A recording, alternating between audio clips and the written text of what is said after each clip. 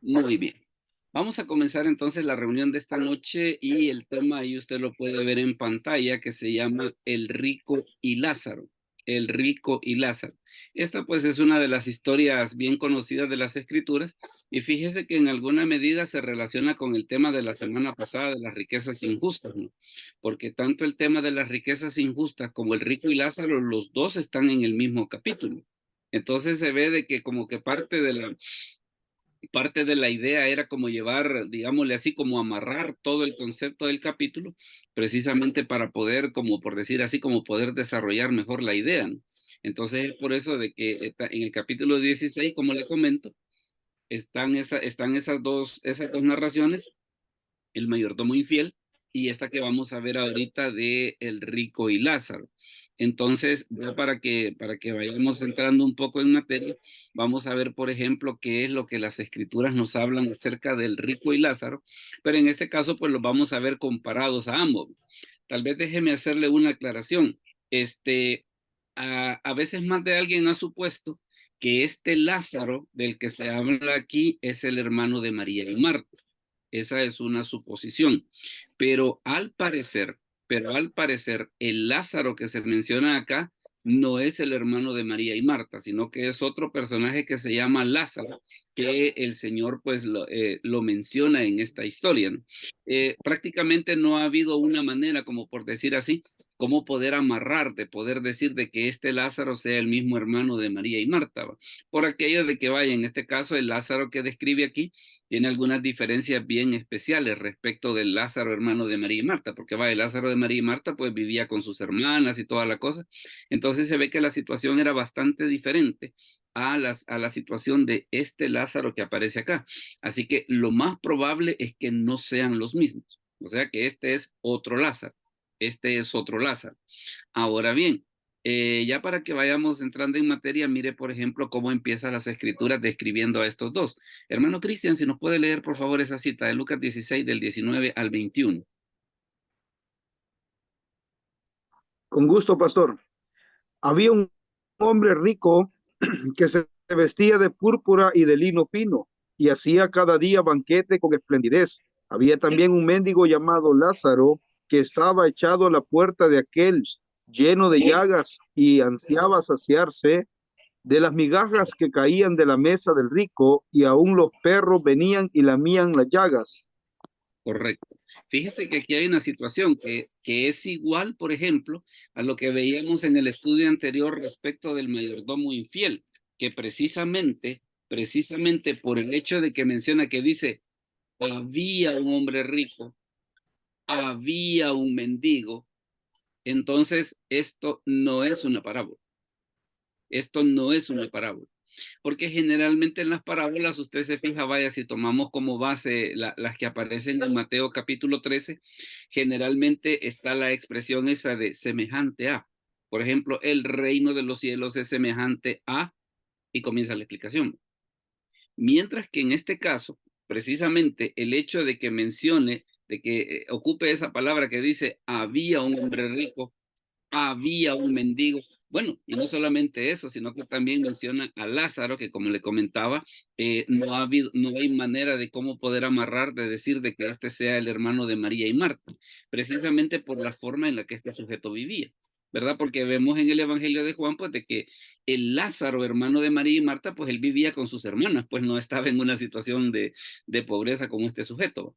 Entonces, lo más seguro es de que no sea el mismo, no sea el mismo, pero sí el hecho de que las escrituras mencionen de que había un rico, que había un mendigo, estamos no ante una parábola, sino que estamos ante un hecho que Jesús narra de la manera que lo vamos a ver, ¿verdad? Y es precisamente lo que tenemos acá, ¿no? De que la repetición de había es una muestra de que no es una parábola, ¿verdad? Entonces, ese es un detalle que es muy importante precisamente que nosotros podamos ver.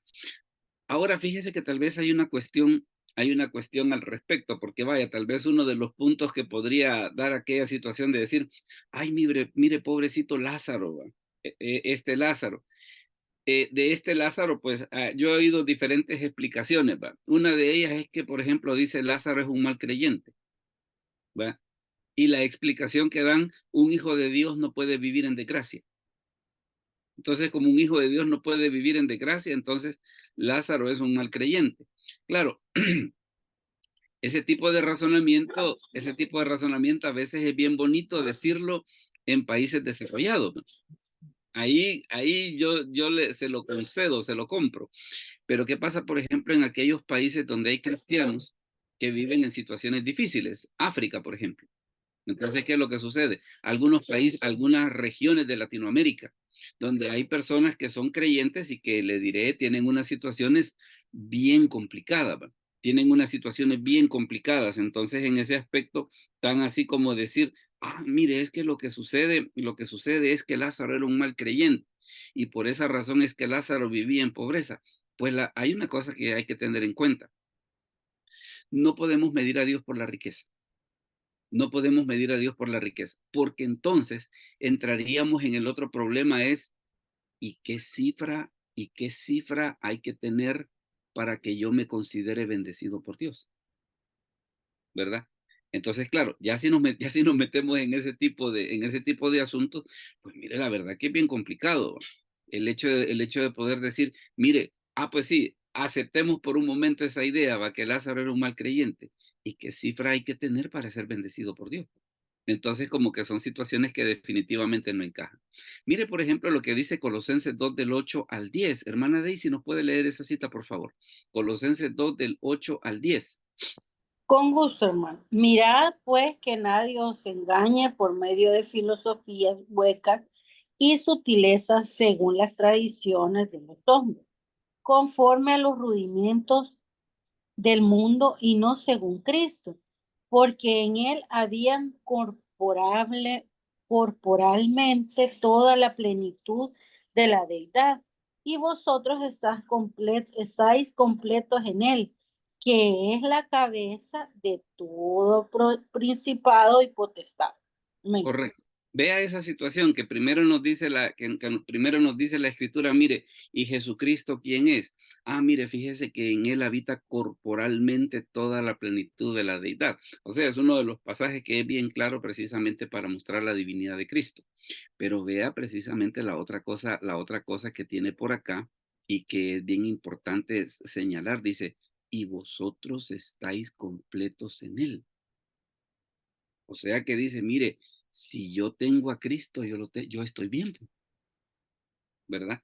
Pero vea que en este caso, ¿qué es lo que sucede? La escritura no habla de cifras, ¿verdad? No, la escritura habla de tener una relación con Cristo. Entonces, ¿qué pasa? Si yo tengo a Cristo, yo estoy bien. Yo estoy bien. Le comento esto porque fíjese que una vez me llegó un artículo un poco curioso de una revista, ¿va? Donde precisamente hablaba un poco acerca de estas gentes que predican el evangelio de la prosperidad. Y precisamente uno de estos sujetos, uno de los problemas que tuvo, que precisamente en su ministerio, fue que lo invitaron a predicar a África. Y el problema era de que cómo explicaba ya en África la prosperidad, ¿va? Cosa de que tal vez en África la gente vive en pobreza, no porque la gente quiera, sino que a veces por gobiernos corruptos y por una serie de cosas así por el estilo. Pero ¿qué es lo que sucede dentro de sus limitaciones? Son personas que son muy fieles a Dios, ¿verdad? Entonces, una de las cosas que él entendió de que como que algo andaba mal en ese planteamiento. Entonces, pero sí lo que nos dicen las escrituras, mire, si nosotros estamos en Cristo, nosotros estamos completos. O sea, tenemos prácticamente lo que nosotros necesitamos. Ahora, hay una situación, ya que siempre siguiendo hablando acerca de esto. ¿Qué sucede? Vaya, porque primero hemos visto cuál era la situación de estos dos, ¿va? Si nos regresamos un poquito, vemos precisamente que dice que el rico, dice, se vestía de púrpura, se vestía de lino fino, hacía cada día banquete con esplendidez. En el caso de Lázaro, dice que era un mendigo que estaba a la puerta del rico. Bien curioso que el rico no lo mandaba a echar, ¿va? O sea, como quien dice, mira, mire, sáquenme ese sujeto, va, que me afea la casa, va. Dice que estaba echado a la puerta de aquel lleno de llagas y ansiaba saciarse de las migajas que caían de la mesa del rico. Y aún los perros venían y lamían las llagas. ¿Por qué razón el rico no lo mandó echar? Es una situación un poco curiosa, ¿va? Pero la cosa era de que ahí lo tenía. Ahora mire qué es lo que sucede, por ejemplo, y esta es una cosa que es bien bonita y llama la reflexión. ¿qué les pasó a los dos al morir? Porque primero hemos visto cómo era que vivían los dos. Ahora, ¿y cómo mueren los dos? ¿Cómo mueren los dos? Mire la explicación que da acá. Hermano Jaime, ¿nos puede leer esa cita, por favor? Lucas 16 del 23 al 26. Lucas 16 del 23 al 26. Dice así la palabra de Dios. Y en el Hades alzó sus ojos, estando en tormentos, y vio de lejos a Abraham y a Lázaro en su seno. Entonces él, dando voces, dijo: Padre Abraham, ten misericordia de mí y envía a Lázaro para que moje la punta de su dedo en agua y refresque mi lengua, porque estoy atormentado en esta llama. Pero Abraham le dijo: Hijo, acuérdate que recibiste tus bienes en tu vida y Lázaro también males, pero ahora este es consolado aquí y tú atormentado. Además de todo esto, una gran cima está puesta entre nosotros y vosotros, de manera que los que quisieren pasar de aquí a vosotros no pueden, ni de allá pasar para acá. Palabras de Dios. Vea algunas situaciones que es importante que nosotros podamos notar. Una de ellas tiene que ver precisamente con el hecho de que dice que cuando los dos mueren, bueno, primero una de las cosas que dice la Escritura de que Lázaro cuando muere es llevado por los ángeles al seno de Abraham, ¿verdad? Esa es una de las situaciones, esa es una de las situaciones que se mencionan por ahí. Permítame, déjeme ver. Entonces dice que Lázaro es llevado por los ángeles al seno de Abraham y dice la Escritura que el rico muere y es sepultado. Ahora, ¿qué es lo que sucede?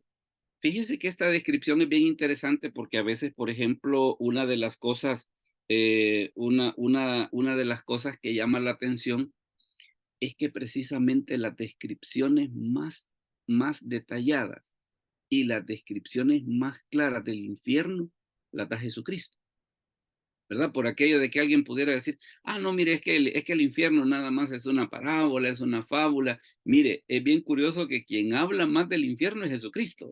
Que, por ejemplo, que será más tolerable el castigo para Sodoma y para Gomorra que para aquella ciudad. Que echarle a las tinieblas de afuera, dice, y ahí será el lloro y el crujir de dientes. Entonces, ¿qué es lo que sucede? Las descripciones más detalladas, así más, aquello de que no queda ninguna duda de lo que se está hablando, las da Jesucristo. Y en este caso, vea una situación. Menciona que dice que el rico estaba en el Hades.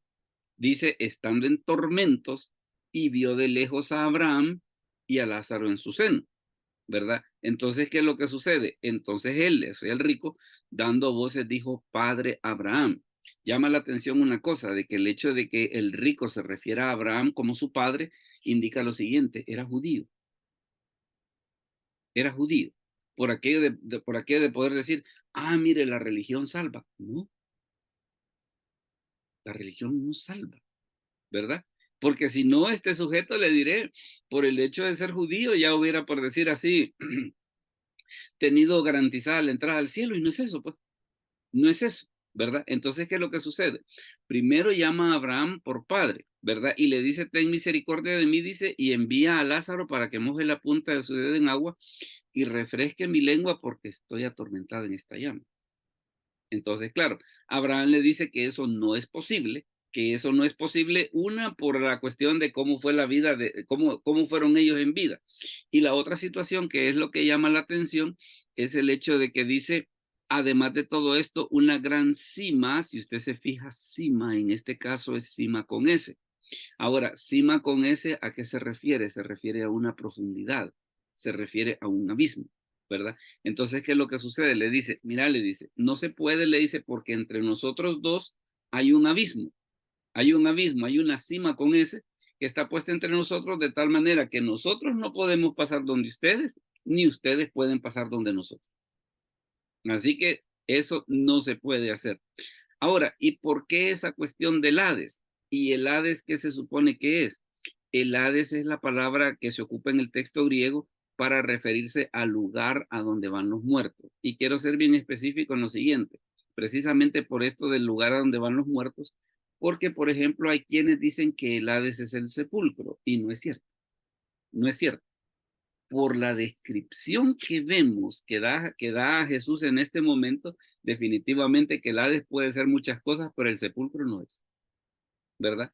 De hecho, en el texto griego precisamente hay una palabra diferente para referirse al sepulcro, ¿verdad? Entonces, en ese caso, hacer el alegato de decir, es que mire, es que el Hades es el sepulcro, no es cierto. La misma situación, por ejemplo, ocurre en el Antiguo Testamento, ¿verdad? Que en el Antiguo Testamento, ¿qué es lo que sucede? En el Antiguo Testamento no se ocupa la palabra Hades, sino que lo que se ocupa es la palabra Seol, que es exactamente lo mismo. Que también en el caso de Seol hay quienes dicen que Seol es el sepulcro. No, Seol es el lugar a donde van los muertos, ¿verdad? No el sepulcro. En el hebreo también se da la misma situación de que hay una palabra específica para hablar acerca del sepulcro y no es Seol, no es Seol, ¿verdad? Entonces cuando usted escuche esa afirmación de que es que el Hades es el sepulcro, es que el Seol es el sepulcro, no es cierto, no es cierto, sino que en el Antiguo Testamento era la palabra Seol, en el Nuevo Testamento es la palabra Hades. ¿Y qué es lo que significa eso? Significa el lugar a donde van los muertos. Ahora bien, si seguimos siempre viendo cómo se va desarrollando la historia, notemos algunas cuestiones, hablando acerca del Seol. Mire, por ejemplo, cómo era el Seol en el Antiguo Testamento. Me pareció que alguien iba a decir algo, ¿no? Bueno. Déjeme hacerle una mención, lo que vamos a ver ahorita del Seol por lo siguiente. Porque por la manera en la que está descrito acá el Hades, se menciona que es, digámosle así, como que fuera un solo lugar separado en dos secciones, ¿verdad? Que hay una sección que se llama el seno de Abraham, hay una sección que se llama el seno de Abraham, y está el otro lado donde está el rico. Ahora, ¿y por qué razón es eso? Eso es así precisamente porque antes de la muerte de Cristo en la cruz, fíjese bien, antes de la muerte de Cristo en la cruz, tanto el incrédulo como el creyente iban al Seol del Antiguo Testamento o al Hades del Nuevo Testamento. La diferencia estaba que digámosle así, el creyente iba a ese lado que el Evangelio de Lucas le llama el seno de Abraham, mientras que el incrédulo iba al otro lado, que es donde estaba el lugar de tormentos, y ambos lugares estaban separados por esa profundidad que es mencionada acá en el Evangelio de Lucas. Pero eso era antes del sacrificio de Cristo en la cruz. Antes del sacrificio de Cristo en la cruz sucedía eso. Y es por eso que vaya, por ejemplo, a veces cuando hay quienes dicen de que el Seol es el sepulcro, generalmente la cosa viene por esto, mire. La cosa viene por esto, precisamente por el uso que se le da en el Antiguo Testamento. Mire, por ejemplo, lo que dice en Génesis 37:35. Hermana Adriana, ¿será que nos puede leer Génesis 37:35? Si va en tráfico, me dice, así designamos a alguien más. No lo toqué. A ver. Dios bendiga. Génesis 37:35. Y se Correcto. levantaron todos sus hijos y todas sus hijas para consolarlo, mas él no quiso recibir consuelo. Y dijo, descenderé enlutado a mi hijo hasta el Seol. Y lo lloró su padre. Correcto. Aquí es donde está la cuestión esta de que a Jacob le dicen, mira, fíjate que le llevaron la ropa ensangrentada de José y le dijeron, mira, esto es lo que hemos hallado. Vea que en este momento que Jacob está dolido ante la noticia, ¿qué es lo que dice? Descenderé enlutado a mi hijo hasta el Seol, ¿verdad? ¿Por qué? Porque en el Antiguo Testamento así sucedía. En el Antiguo Testamento el creyente no iba al cielo.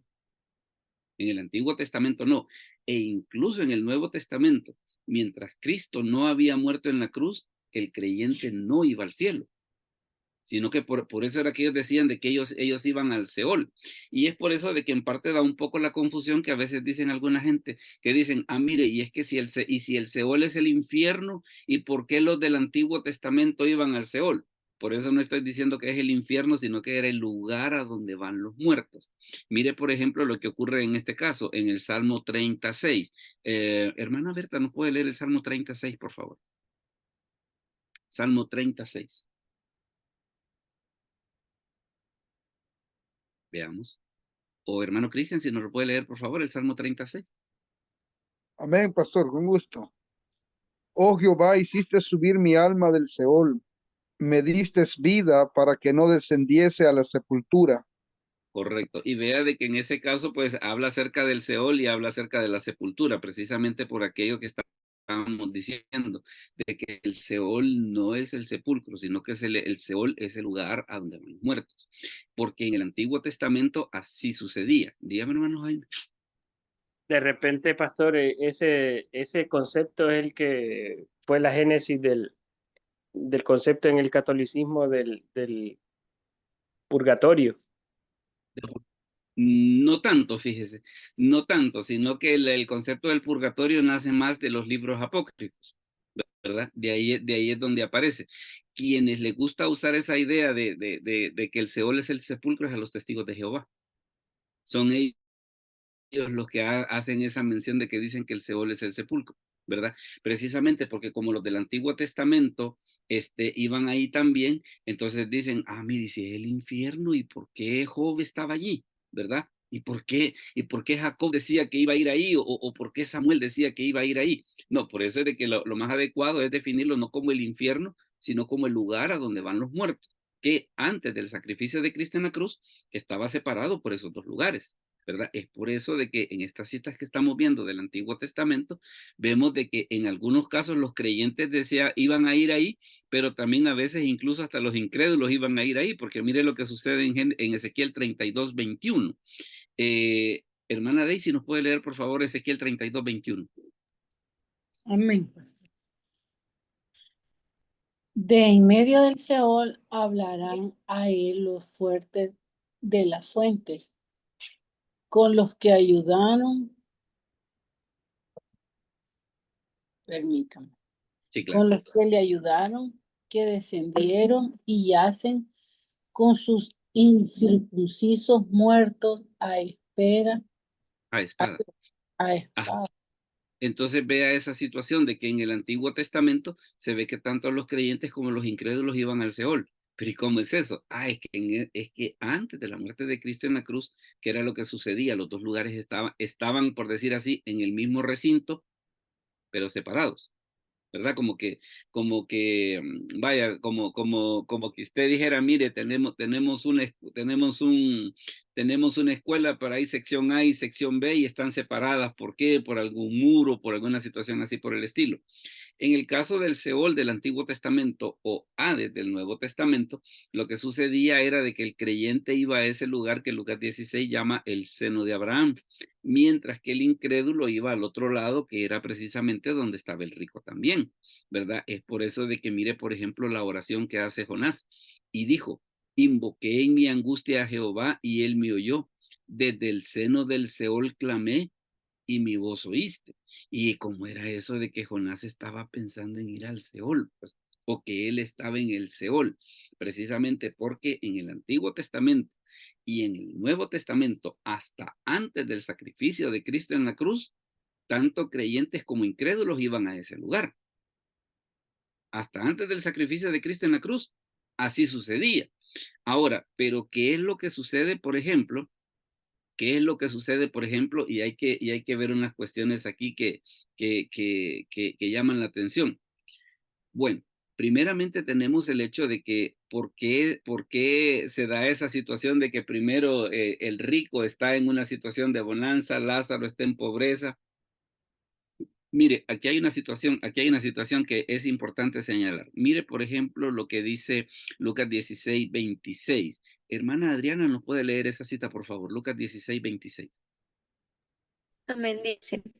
Además de todo esto, una gran cima está puesta entre nosotros y vosotros, de manera que los que quisieren pasar de aquí a vosotros no pueden, ni de allá pasar acá.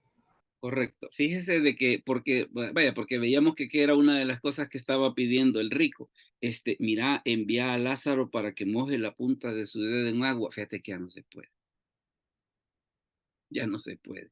¿Y por qué razón es esa situación de ya no se puede? Por esto, mire, porque por ejemplo, mire lo que dice el Evangelio de Juan. El que en él cree, dice, no es condenado, pero el que no cree, vea esto, no dice que será condenado, no dice eso. El que no cree ya ha sido condenado. ¿Por qué dice? porque no ha creído en el nombre del unigénito Hijo de Dios. O sea, que la salvación o la condenación está definida ¿por qué? Está definida por la decisión que yo tome respecto de Cristo o aceptarlo o rechazarlo. Ya media vez muerto, no hay nada que hacer. Ya media vez muerto, no hay nada que hacer.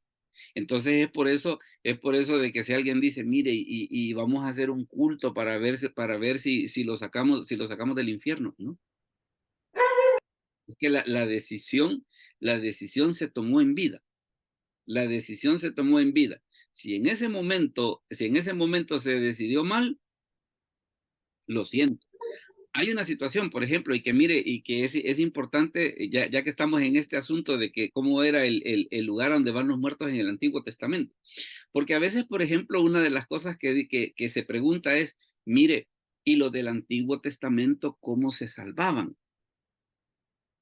Los del Antiguo Testamento se salvaban creyendo en el Cristo que iba a venir. Y nosotros en el Nuevo Testamento, ¿cómo nos salvamos? Creyendo en el Cristo que ya vino. Ah, ¿y por qué razón es eso?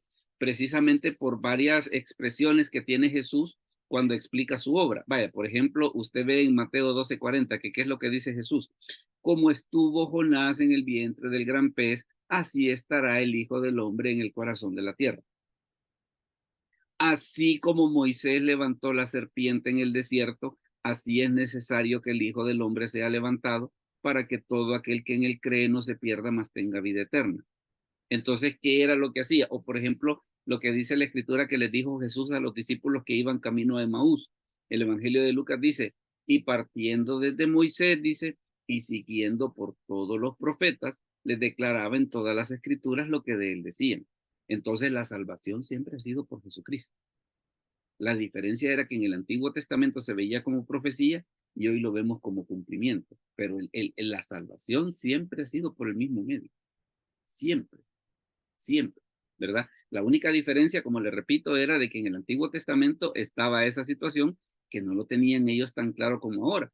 O si no, mire, por ejemplo, lo que dice el apóstol Pablo acá en 1 Tesalonicenses 4:13.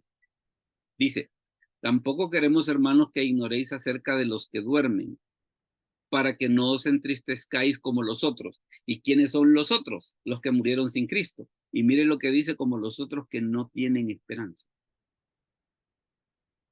Entonces, por eso es que está la situación esa de que a la hora de las horas, lo que el rico estaba pidiendo era imposible. Era imposible. Es que mira, la oportunidad tú la tuviste en vida y la perdiste. La perdiste. Así que media vez, y fíjese, hermano Jaime, que está, ya que usted mencionaba esa cuestión de lo del purgatorio, fíjese que qué interesante está esa cuestión. Vaya, supongamos que tal vez la idea la hubieran querido tomar de ahí, supongamos. Pero fíjese que aún el pasaje se ve que da esa situación de que media vez la persona muerta ya no se puede hacer más, ¿verdad? O sea, de que aún el pasaje se ve de que cierra esa situación. Dígame. Pastor, que mi enfoque más era en lo que en un momento el catolicismo promulgó, que era, mira, si se murió un pariente tuyo que está seguro que se iba al infierno, si pagás ciertas cantidades, Ajá, en el purgatorio vas a lograr que a través mío sacarlo. todavía no se vaya para allá, ¿verdad? Sino que se vaya al otro Sí, lado. Fue un tema apostasía, es falsa doctrina. Después se degeneró quizás en esto, en la teología, no, bueno, de la prosperidad, sí, sí, que al porque final vale, es falso, es doctrina falsa. claro, Ese claro. era mi enfoque. No, pero y está muy interesante que lo mencione, ¿verdad? Por aquella cuestión de que vaya, alguien podría pensar, ah, mire, como no están en el cielo, sino que están en el seno de Abraham, quiere decir de que como que todavía hay un lugar de donde podemos sacarlo, podría ser una alternativa. No sé si por ahí andaba el enfoque. De hecho, se me ha escapado la palabra, pero era pagar en vida para salvar al que ya se fue, porque ya se había muerto. Ya, Era, eso se llama indulgencia. Gracias, pastor. Indulgencia. Eso lo atacó bastante Martín Lutero en sus Correcto. tesis. Eso Se eran iba a las morir. indulgencias, las indulgencias. Y de hecho fue precisamente un dinero que ellos recolectaron en parte para construir la Basílica de San Pedro, ¿verdad? Entonces, pero eso se llaman las indulgencias, ¿verdad? Dios Pero le sí, bendiga, pastor. Muy buenas noches. a ver, dígame. Una pregunta, pastor. Eh, Fíjese que yo quiero la pregunta es la siguiente, pastor. Sí, En el Antiguo Testamento se llamaba Seol, ¿verdad? sí. Pero el judío no hacía diferencia en el Antiguo Testamento. Sería hasta Jesús que él hizo la diferencia sobre las dos partes, pastor. Me corrige, por favor, si estoy equivocado. Dios le bendiga, Ok. pastor. Muchas Mire, gracias. está muy buena la pregunta. Fíjese que curiosamente, al parecer, ese concepto del seno de Abraham, por lo menos en los rabinos como que sí lo concedían. O sea, que se explique en la Biblia como seno de Abraham, no. Pero al parecer ellos entendían de que como que había un lugar que no era la condenación donde los creyentes del Antiguo Testamento iban, ¿verdad? Entonces, por ejemplo, cuando Jesús dice esa situación de que y fue llevado por los ángeles al seno de Abraham, era porque era un concepto que los judíos entendían y lo comprendían de esa manera, ¿verdad? Por eso, o sea, Sí, pastor, perdón. prácticamente Jesús lo que hace es retomar una idea que la gente ya tenía, ¿verdad? De que sí, efectivamente, ellos conocían ese lugar como el seno de Abraham. Amén, Ahora, pastor, perdón. a ver, dígame. Sí, pero en ese caso, quizás los judíos no le dieron mayor énfasis en explicar todo eso. Quizá, ¿verdad? ¿Será eso, pastor? Perdón. Podría ser, porque fíjese que vaya, me comentaba alguien, por ejemplo, porque yo hablaba con esta persona respecto, por ejemplo, de los comentarios que hace el Talmud de los pasajes del Antiguo Testamento. Y le digo yo, mira, le digo, ¿y como cuántos volúmenes se supone que son del Talmud? Son más de 600. O sea, de que como que hay que tener un buen dinero y andarlo buscando por todo el mundo para encontrar todos esos libros. Entonces, a veces lo que sucede de que podría ser que ellos sí hayan comentado eso, pero que esté en alguna parte del Talmud que no ha sido muy difundida tal vez por esta parte del mundo y por eso es que nosotros no conozcamos el concepto, ¿verdad? Pero al parecer, pero al parecer, Correcto, pastor, amén, tomando, correcto.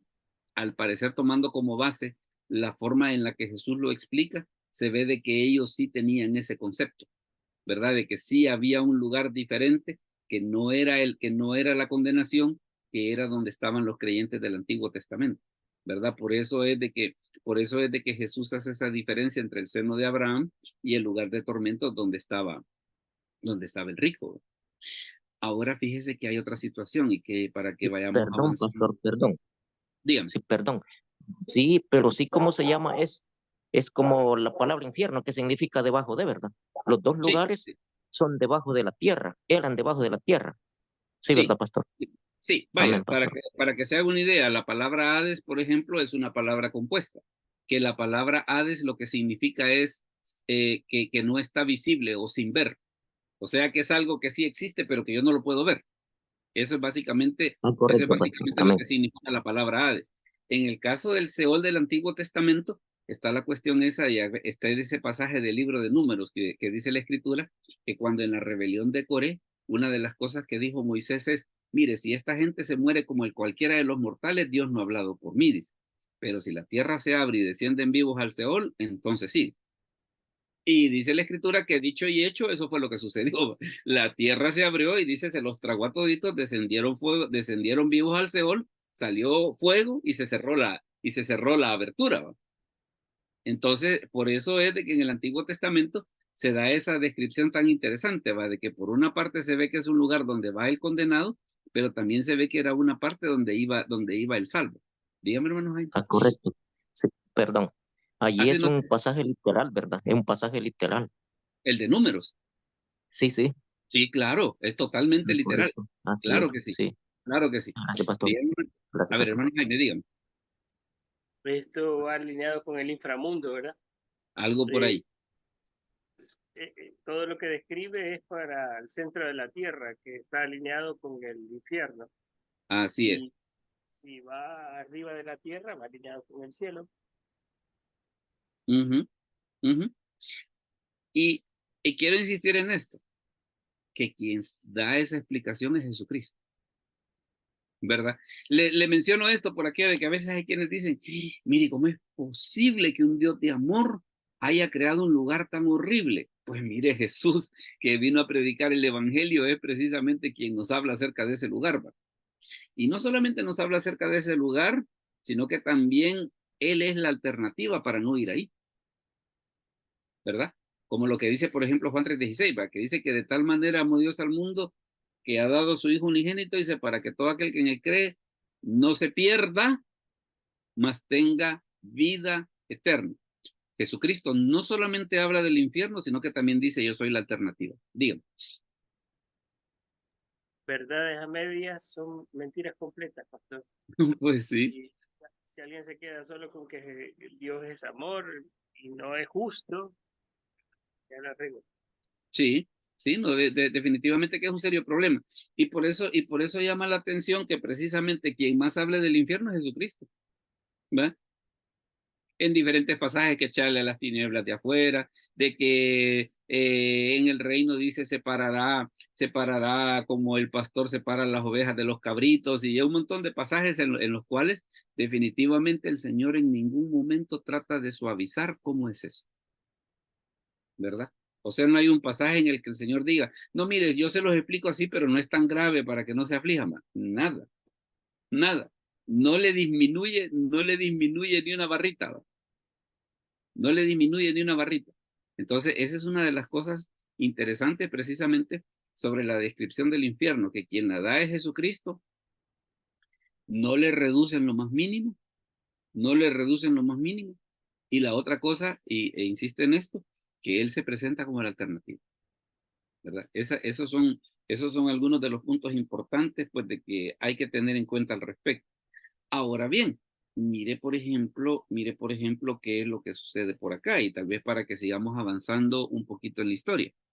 Mire lo que sucede, por ejemplo, mire, hay un tema que se discute, pero muchísimo, y es la cuestión esa de que si va a existir el recuerdo, ¿verdad? Si va a existir el recuerdo.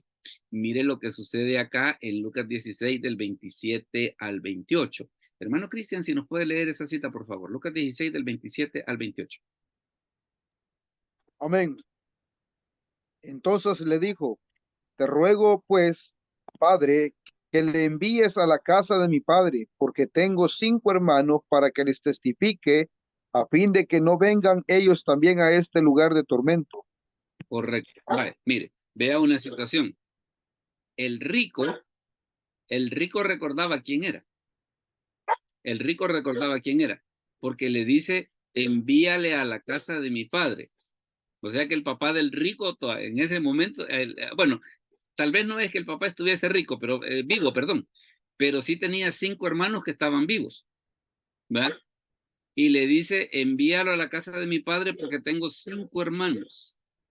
Entonces el rico recordaba qué había sido su vida. Pero detalle importante, ¿y cómo sabía que con quien estaba hablando era con Abraham? ¿Verdad? Porque usted se fija que una de las cosas que ocurre ahí atrás, ¿qué es lo que le dice? Padre Abraham. ¿Y dónde lo conociste tú? Dígame, hermano. Pastor, esto también demuestra que a pesar de que nosotros humanamente podamos tener buenas intenciones, porque el rico dijo, él ya estaba, pero así va, bien complicado, ya estaba en el infierno. Pues sí, no había manera. A pesar de eso, él sentía la buena voluntad de ayudar a sus hermanos y por eso hizo o activó esta iniciativa. Ujú. A pesar de esas buenas intenciones, si fallamos en lo principal, Eso, estamos fritos. no hay que No, o hacer. sea, eso no nos va a rescatar, ni va a ayudar a quienes queremos, ni nada. O sea, No es es que en vida.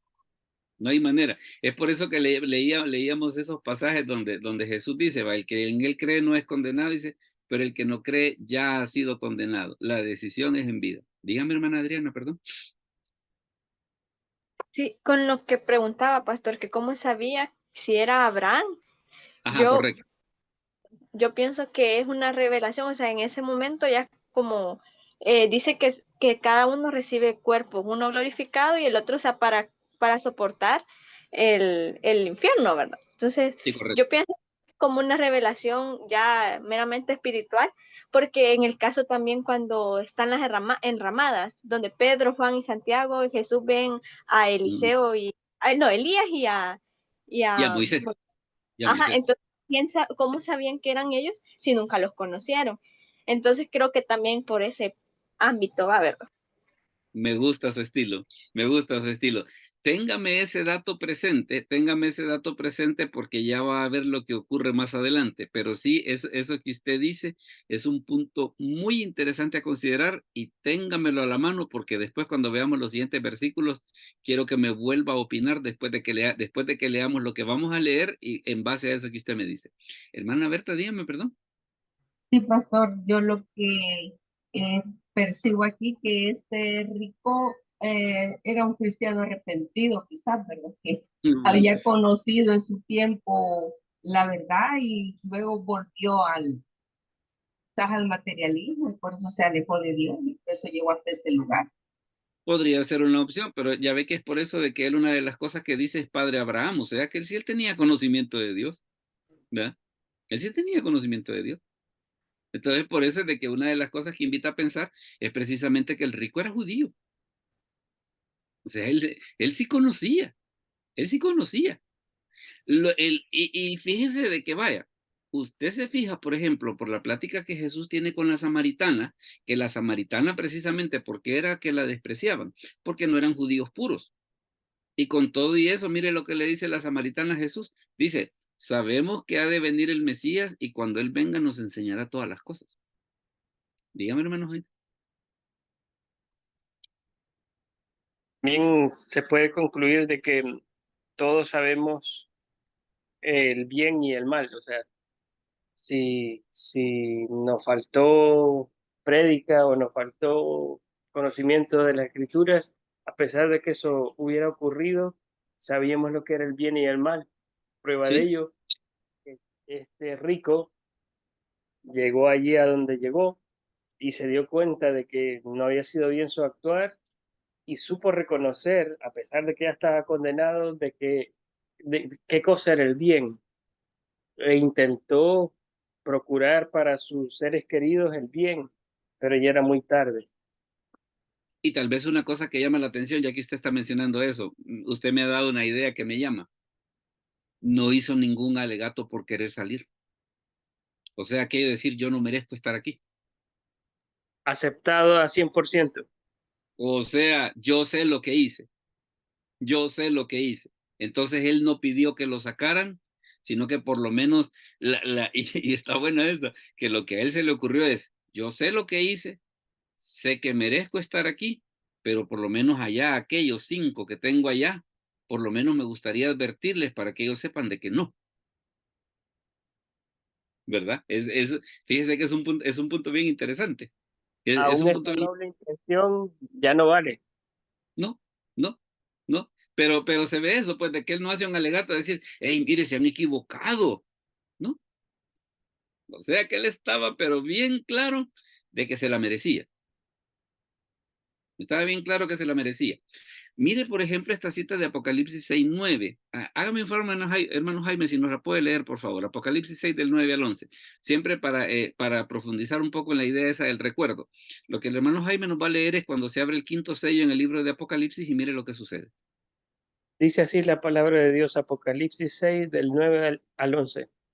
Cuando abrió el quinto sello, vi bajo el altar las almas de los que habían sido muertos por causa de la palabra de Dios y por el testimonio que tenían.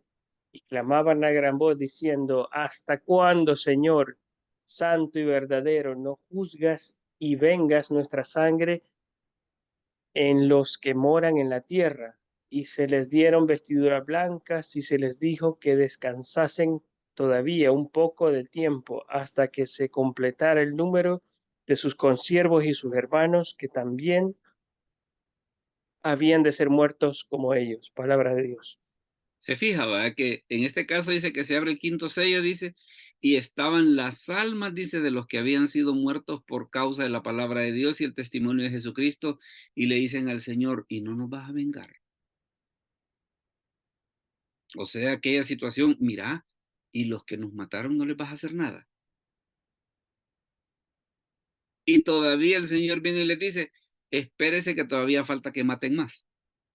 O sea que una situación así como para querer decir, mire, y yo que esperaba que me iba a decir, espérese que ya va el juicio. Y yo, no, espere que todavía falta que maten más. Va".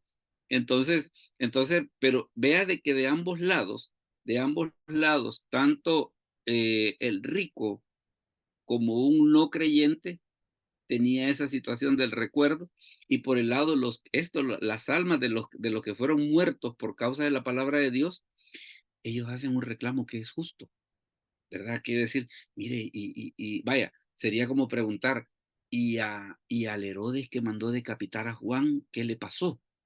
Que por cierto la historia es bien interesante, le cuento, y vamos a ver de un día de estos, hacer un estudio acerca de eso. Dígame, hermano Jaime. Pastor, pero Hola.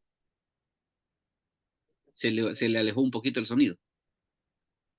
pastor, le decía que el recuerdo definitivamente no debería ser algo integrante en nuestra vida futura, porque es una invitación a seguir pecando. El recuerdo de lo que vivimos, nuestra vida pagana, nuestra vida arraigada a la carne, no debería de ninguna manera interferir en nuestra relación con Dios en una vida futura. Debería ser borrado, no Me ser un parece, estorbo. me parece un punto interesante. Me parece un punto interesante. Aunque fíjese que también recuerde una cosa, que menciona la primera de Juan, de que cuando él se manifieste, dice, seremos semejantes a él. Entonces hay ciertas cosas, hay ciertas limitaciones de nuestra carne presente que seguramente en ese momento van a dejar de existir, ¿verdad? Pero veamos una cosa, y aquí un poquito para ver lo que usted dice y lo que yo le estaba diciendo a la hermana Adriana sobre esa cuestión de la revelación. Y parte de esas Mire, limitantes deberían de ser nuestra memoria. veamos ahora, quiero ver, hermano Cristian, léanos por favor Lucas 16 del 29 al 31. Amén. Y Abraham le dijo, a Moisés y a los profetas tienen, óiganlos. Él entonces dijo, no, padre Abraham, pero si alguno fuera a ellos de entre los muertos, se arrepentirán. Mas Abraham le dijo, si no oyen a Moisés y a los profetas, tampoco se persuadirán, aunque alguno se levante de los muertos. Mire lo que ocurre.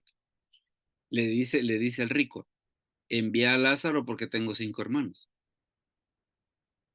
Y viene Abraham y le dice, a Moisés y a los profetas tienen. O sea que tanto Abraham como el rico sabían de la existencia de esos personajes. En el caso del rico, digamos que podría decirse, mire, tal vez los conoció porque él vivió después, pero recuerde que Abraham vivió antes de Moisés, ¿verdad? Porque, ¿qué tenemos? Abraham, Isaac, Jacob, los 12 patriarcas, José vendido por sus hermanos, la esclavitud en Egipto, 400 años, la aparición de Moisés. Hasta entonces aparece Moisés. ¿Y dónde lo conociste? Ahora, hermana Adriana, ya a la luz de esto, ¿qué piensa en base a eso que usted me dijo hace un rato? No sé, pues. Vea que está interesante, vea que está interesante. Mire, fíjese que eso de la revelación tiene sentido, eso de la revelación tiene sentido. Pero fíjese que también hay una cosa que es bien curiosa, que se ve que en la eternidad, como que va a existir esa cuestión de poder decir, mire, allá está Abraham o allá está Moisés, los profetas, y probablemente ellos hasta nos puedan conocer a nosotros por aquello de que vamos a estar en un plano de eternidad. O por lo menos, le digo, por lo menos es lo que a mí me invita a pensar. Pero claro, yo se lo pongo, y esto va para todos, se lo pongo no como una imposición, sino que como una situación de que al parecer, en base al pasaje que está ahí, permite deducir eso de una manera real. Ahora, ¿qué es lo que sucede? ¿Qué es lo que sucede? Y fíjese que me gusta la idea que exponía el hermano Jaime respecto del recuerdo por lo siguiente. Imagínese usted, por ejemplo, y es uno de los casos que a mí me gusta desarrollar mucho. Se imagina para Moisés qué horrible debió ser tener que escribir que él había matado al egipcio. Era como para decirle al Señor, mira, Señor, y ahí no le podríamos poner chelito, o hacemos control, delete, y que esa parte no esté. Qué horrible debió ser para Moisés tener que relatar un momento en su vida donde cometió uno de los errores más garrafales. Tener que explicarlo. Y que el Señor, y que el Señor le hubiera dicho al Señor, no, mira, Señor, fíjate que esa parte mejor no la pongas, hombre. Mejor no la pongas. Pero que lo que sucede, el Señor le dijo, fíjate que quien está inspirando soy yo y quien estás escribiendo sos vos, así que ponelo. Así que ponelo. Ahora, ¿qué dice el Salmo 92? Perdón, Dice, pastor. ajá, dígame. Sí, una pregunta. Cuando dice pastor, a Abraham tienen por padre. Le dice, a Abraham tienen por padre. La pregunta es la siguiente. ¿Se refiere, pastor, a Abraham en vida en aquel tiempo cuando él estaba vivo como profeta o se No, no, no, refiere a las escrituras, ¿sí? no, mire lo que Por sucede. Moisés?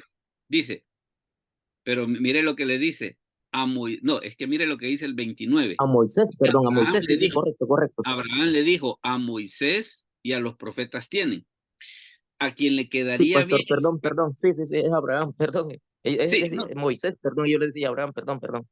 pero téngame la idea por lo siguiente, porque tal vez el rico Mm. en el momento en el que él vivió tenía los escritos, y de hecho esa es la idea que le dice, ya la vamos a desarrollar mejor, ya la vamos a desarrollar mejor. En el caso del rico está bien, porque él vivió el otro lado donde ya Moisés y los profetas ya existían. Pero ¿y Abraham? Porque es Abraham el que le dice a Moisés y a los profetas tienen. Ahora, claro, mire lo que le dice en el 30. Él entonces dijo, no, padre Abraham, dice, pero si alguno fuera ellos de entre los muertos se arrepentirán. Mas Abraham le dijo, si no oyen a Moisés y a los profetas, o sea, los escritos, tampoco se persuadirán, aunque alguno se levantare de entre los muertos.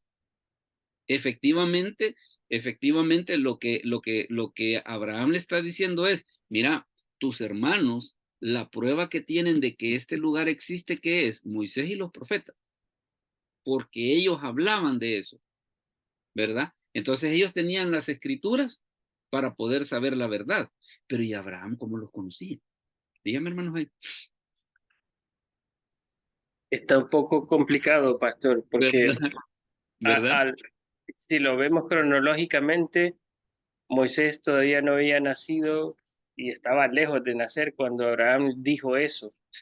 Sí, estaba lejísimo, ¿verdad? Entonces por eso es que le digo, a mí me da la idea de que sí va a existir el recuerdo, pero ¿sabe qué es lo que sucede? Y fíjese que tal vez me ha gustado esa idea que usted dice en el caso del recuerdo, por ejemplo, de la concupiscencia. Vale, por lo siguiente, porque él estaba explicando el caso de Moisés, que a Moisés le tocó relatar el momento en el que él cometió uno de los errores más garrafales de su vida. Perdón, pastor. Ajá. Para Abraham nunca pudo haber sido ni siquiera un segundo de la vida de Moisés un recuerdo. Moisés No, todavía no había no había nacido. nacido, no había nacido, no había nacido. Entonces, es que ese es el asunto, que se ve que en la eternidad es otro plano. Se ve que en la eternidad es otro plano. Fíjese que antes había una alabanza que sacaban en la radio que a mí me llamaba la atención de que David estaba danzando y que María y Aarón estaban cantando. O sea, como que ahí en la presencia de Dios todos los personajes que nosotros conocemos ya en la presencia de Dios, lo que las escrituras narran que ellos hicieron en vida, a la hora de las horas en el cielo se hizo un gran fiestón, ¿va? Y podría ser de que sí. Y podría ser de que sí. De que allá podamos identificar a los apóstoles, a, a Pablo, al escritor de la carta a los hebreos, ¿verdad? Poder identificar a toda esta gente y poder preguntarles, y mira, ¿y cómo fue? Entonces, por eso es que me llama la atención a mí el hecho de que Abraham diga, cabal, eso que usted dice, Abraham no podía tener a Moisés como recuerdo, porque Moisés vivió después.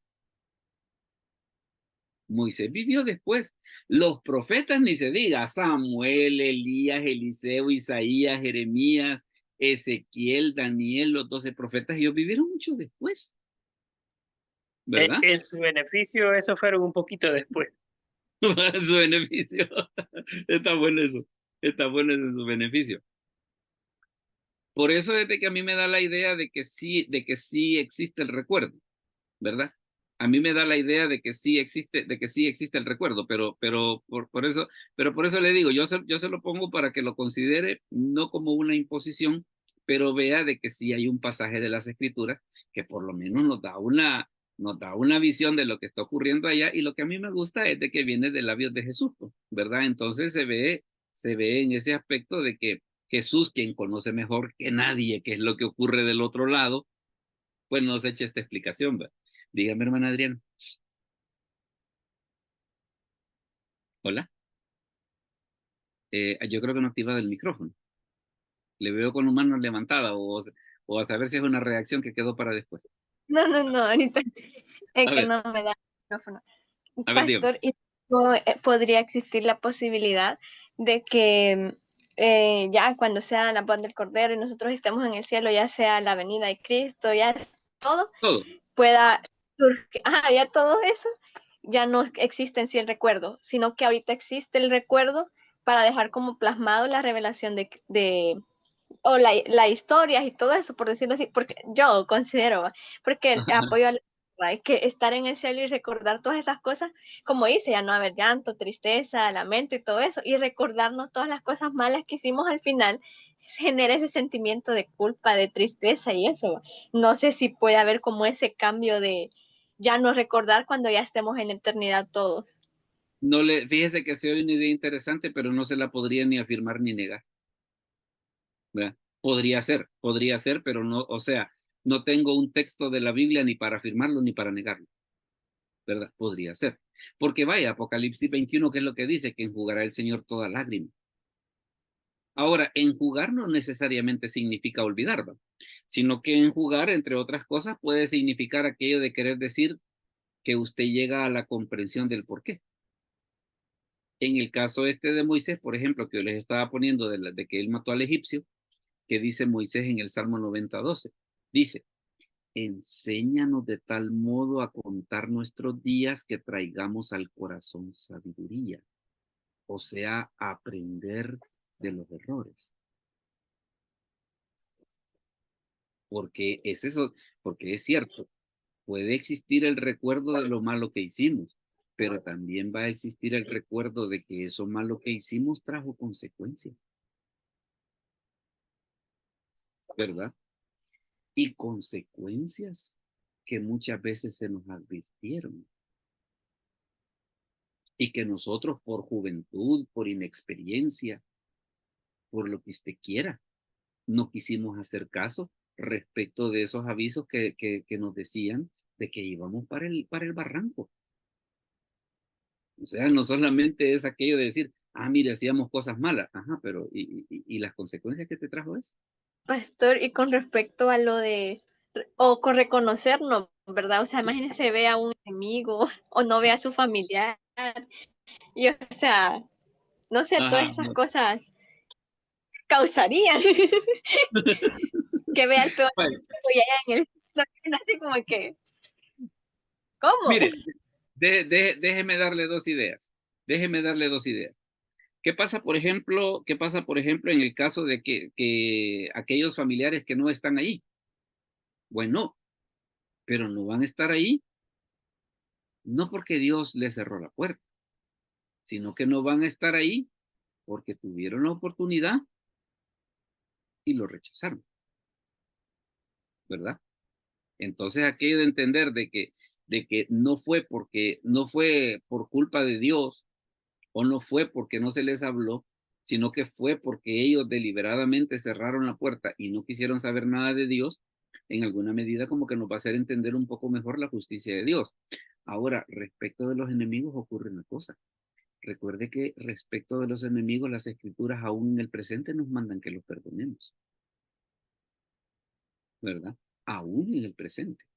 Entonces no es aquello de que, mira, entonces aquí no lo voy a perdonar, allá en el cielo ni modo, lo voy a tener que ver y ya lo voy a perdonar. No, aún desde ya lo tendría que perdonar, aún desde ya.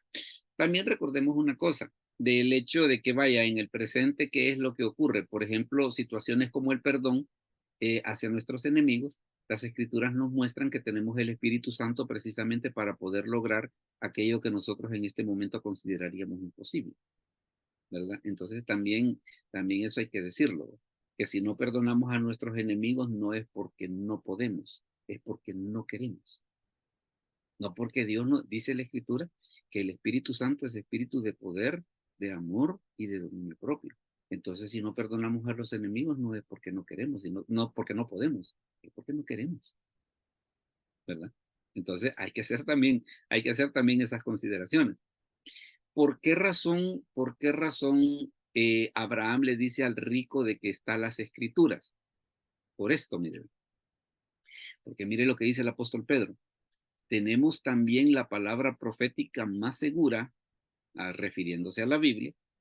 Vea que Pedro se refiere a las Escrituras como palabra profética, a la cual hacéis bien en estar atentos, como a una antorcha que alumbra en lugar oscuro, hasta que el día esclarezca y el lucero de la mañana salga en vuestros corazones. Para que vea que nos estamos refiriendo a las Escrituras, mire todavía el apóstol Pedro lo que dice. Entendiendo primero esto, que ninguna profecía de la Escritura es de interpretación privada, porque nunca la profecía fue traída por voluntad humana, sino que los santos hombres de Dios hablaron siendo inspirados por el Espíritu Santo. ¿Qué le demuestra a usted? La mejor prueba que nosotros tenemos de que hay un más allá, ¿dónde está? En las Escrituras. ¿Por qué? Porque es la prueba más confiable. Le menciono esto por aquello de que a veces hay quienes dicen, mire, ¿y usted qué piensa de ese experimento de que la persona cuando está agonizando la ponen en balanza y cuando se muere pierden 23 gramos y que dicen que ese es el peso del alma? ¿O qué piensa usted respecto de aquellas personas que dicen que cuando mueren pasan por un túnel y ven una luz y un montón de cosas? Todo eso tiene sus pros, todo eso tiene sus contras. Pero la mejor prueba que nosotros tenemos de que eso es así, ¿qué es? Las Escrituras. ¿Por qué? Porque dice Pedro de que es la palabra profética más segura. Entonces, la mejor garantía que nosotros tenemos de que eso es así y la mejor manera que nosotros tenemos para saber que eso es así, ¿qué es? Las Escrituras. Esa es la mejor garantía que tenemos, ¿verdad? Así que le hago mención acerca de esto por aquello de que alguien dice, mire, ¿y dónde podemos encontrar? Recomiéndeme un libro donde se habla acerca de eso. La Biblia. La Biblia. Ese es el libro que yo le podría recomendar. Ahora, que hay escritores que abordan el tema, no, que no le quepa la menor duda, ¿va? Que no le quepa la menor duda. Pero el mejor lugar para poder conocer eso, ¿qué es? Las Escrituras. Veamos alguna pregunta o comentario antes de mostrarles cuál va a ser el tema de la próxima semana. ¿Alguien tiene alguna pregunta o algún comentario respecto de todo esto que hemos dicho? Que quiera mencionarlo ahorita y con gusto lo comentamos. Si no, pues, si no, Solo hay, a ver, dígame. de que está muy interesante este tema. No, ¿Verdad? o sea, creo que al final el tema es de entenderlo desde un ámbito más espiritual que personal o carnal, ¿verdad? Porque si Claro. no, vamos a condenar a todos. Pero Pero, sí, o sea, gracias por la aclaró dudas que yo tenía, pero sí está muy bonito. Creo que vamos a dar espacio como fíjese que eso que usted menciona Todo del está ámbito claro, pastor. espiritual, Todo está sí, claro.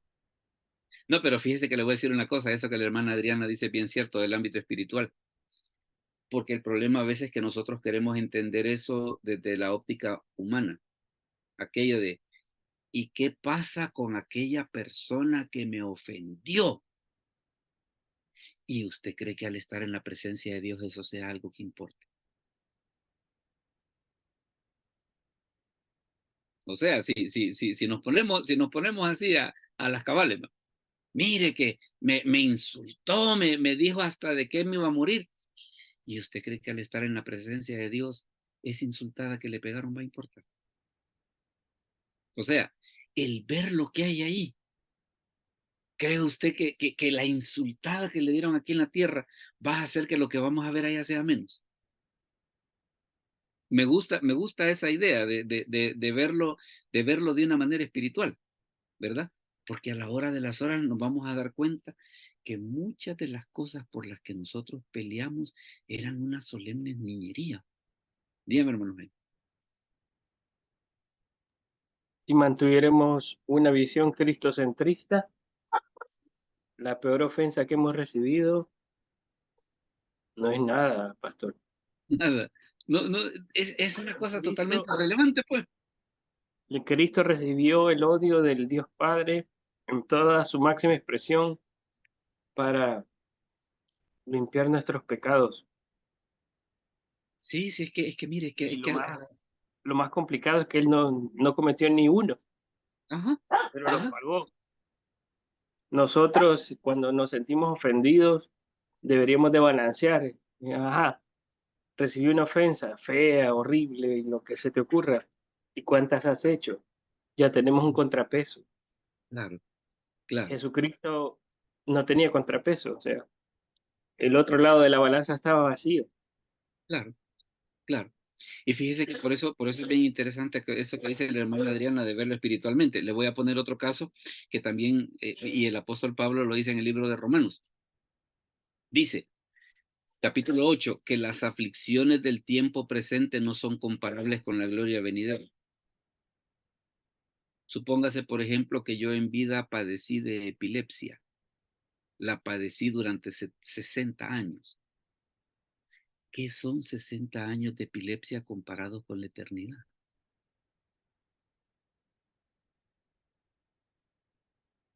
Creo que ya se contestaron, ¿no? Creo que ya se contestaron. ¿Qué son 60 años de epilepsia comparados con la eternidad? O, ok, agarremos el caso de Lázaro. ¿Qué pudo ser una vida de 60, 70 años en pobreza con la eternidad? ¿Qué es?